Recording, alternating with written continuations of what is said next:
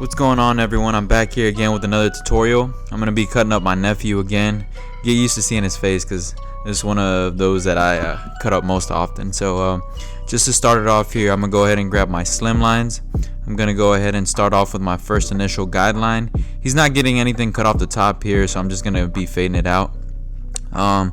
He likes to keep his fades pretty low, so I try to keep it low around the back and then, you know, even my way up around the sides there, just making sure that guideline is nice and crispy. That way we get a nice even blend going through.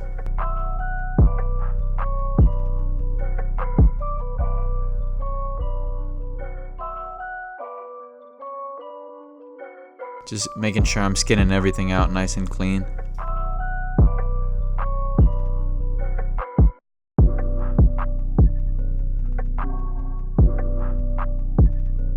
Alrighty, next up I'm going to go ahead and grab my Andy shaver and I'm going to go ahead and clean everything off.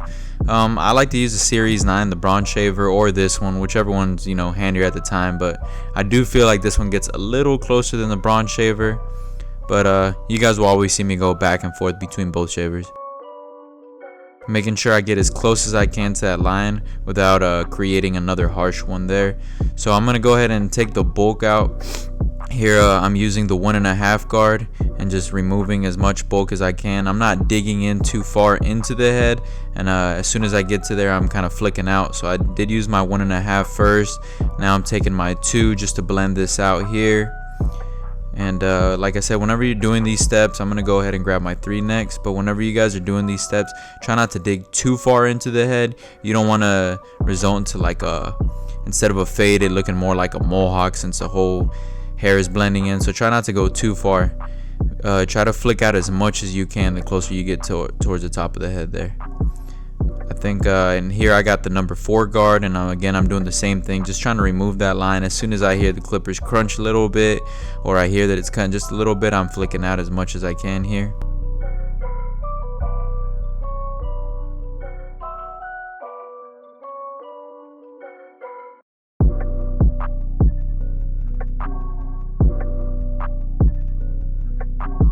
Alrighty, next up I'm gonna go ahead and grab my wall magic clips and I'm gonna open these up, and I'm gonna do, you know, from 1/2 inch to about 1 inch, just giving myself enough room so whenever I do fade this out, it'll still look nice and crispy.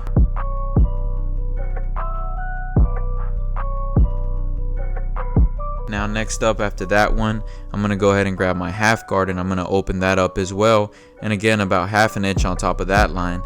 And again, leaving myself enough room to fade out. And sorry about that camera quality kind of fading in and out.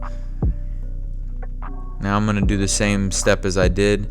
Now I'm going to do the number 1 open guard. Again, about 1/2 inch, and just giving myself enough room to fade. And I'm sure by now you guys kind of get where I'm going with this.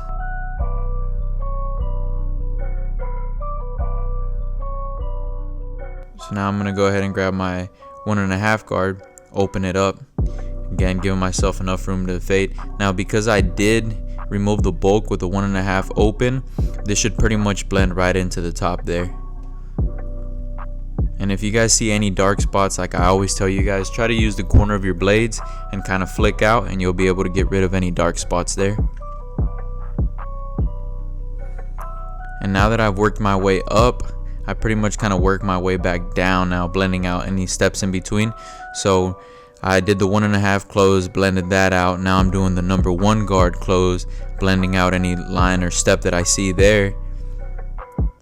And you know, obviously following my number 1 guard closed, now I'm going to grab my 1/2 guard closed and I'm going to try to blend that line out.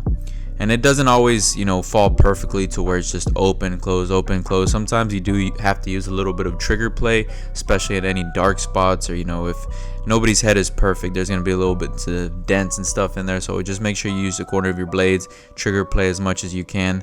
That way it'll give you a lot more of a detailed blend.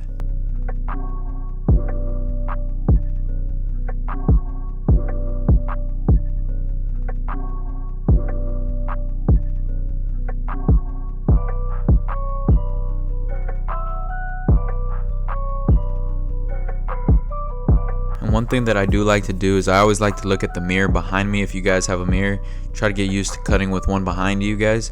And always look back at the mirror and see if you guys see any imperfections or any flaws in that fade, and that way you can always go back and touch it up. So now that I'm done with the half guard, I'm going back in there now with no guard, and again closed. And this is where you will have to use a lot of trigger play. So literally I just start off my guard closed, or no guard closed, and then I slowly start opening it up, flicking it out, any imperfections, just trying to make sure I use the corner of my blades. Make sure you guys are extra careful around the ears. People's ears do bend easily, so just be very careful, bend them down, make sure you're not cutting them there or leaving any hairs behind that.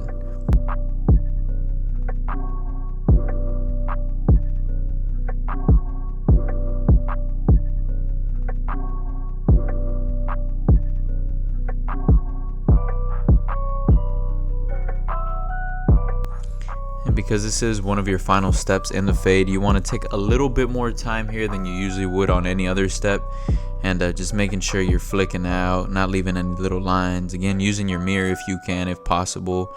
Or one thing that I used to do a lot when I first started cutting hair is I was always constantly taking pictures of my haircuts, my end results, my beginning results. And you know, down the road or down the stretch, you're always able to go back and see any flaws or anywhere where you need to work at. You start seeing where you're strong at, and just you'll be able to tell time by time, you know, constantly how much better you're getting. So it's always a good thing to see the process of your work.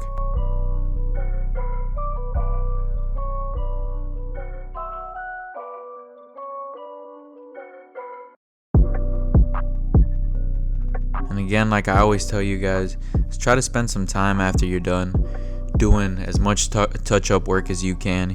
Whenever you're done, even if the fade looks nice and clean, go back and polish it. You know, like even this fade, me looking at it right now just through my camera, I see so many little flaws in it and stuff, and you know, that's what I like to go back over. So little by little, you know, hitting any dark spots, if I see any little lines that I could, you know, blend out, just like that one that I'm blending out right now I had just seen, or going back in with the shaver. Just any little thing that you can do, any little hair that you miss, you know, just try to look at any angle that you can, and that way you get a flawless cut every time, and your clients are gonna appreciate this.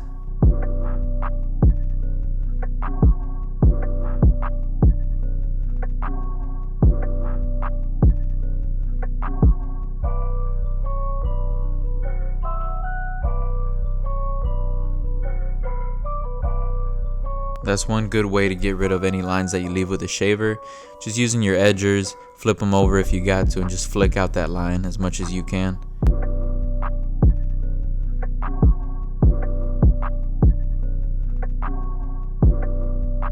And again, just touching it up here a little bit with my shaver.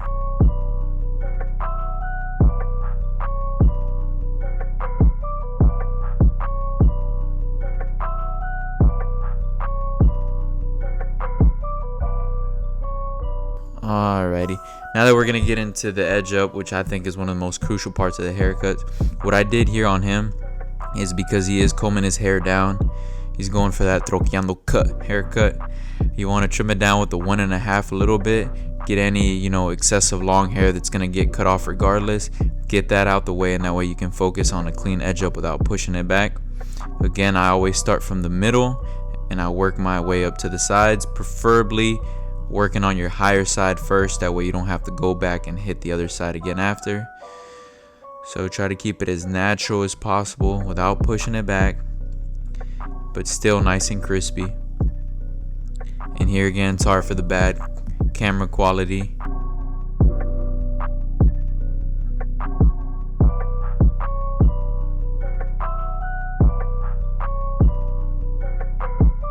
But I don't know about you guys, but to me, edge up is the most important part of a haircut. I feel like it just makes everything, it puts everything together perfectly, and I mean, you can't go wrong with a nice crispy edge.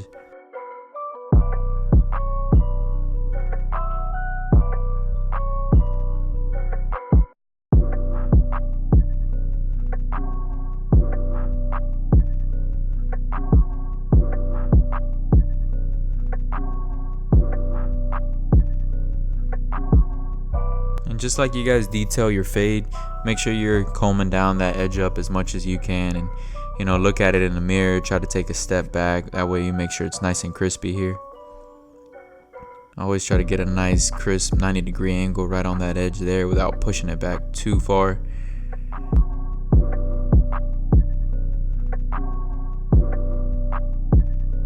And whenever you're blading, just make sure you stretch out that skin as much as you can. That way you're not cutting your client or nicking them. And like I always tell you guys, make sure you guys clean up around the ears. It's crucial. You don't want to have a client go home and still have little bits of hairs behind his ear or on his neck. So always make sure you guys are cleaning that up there.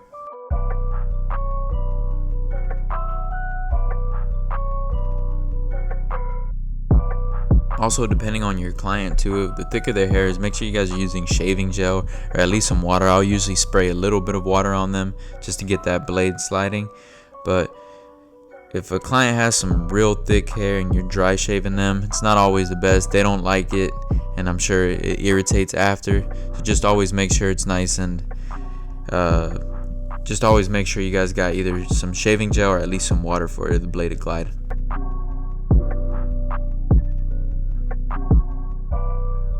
Just cleaning up the eyebrows a little bit here. Nothing too crazy. He doesn't like his eyebrows too thin. And for those of you guys that don't know, this is my nephew. He's actually Blake Griffin's nephew. Or it's actually his son. But he doesn't claim him because he's a little bit uglier than the rest of them. I'm just finishing off this haircut with a little bit of gel. Just making sure it looks nice and crispy. Gets out of the barbershop looking nice and fresh. But I hope you guys enjoyed this video, and I got more content coming soon. Make sure you guys subscribe, leave a comment, and let me know how I'm doing. Thank you guys so much for watching.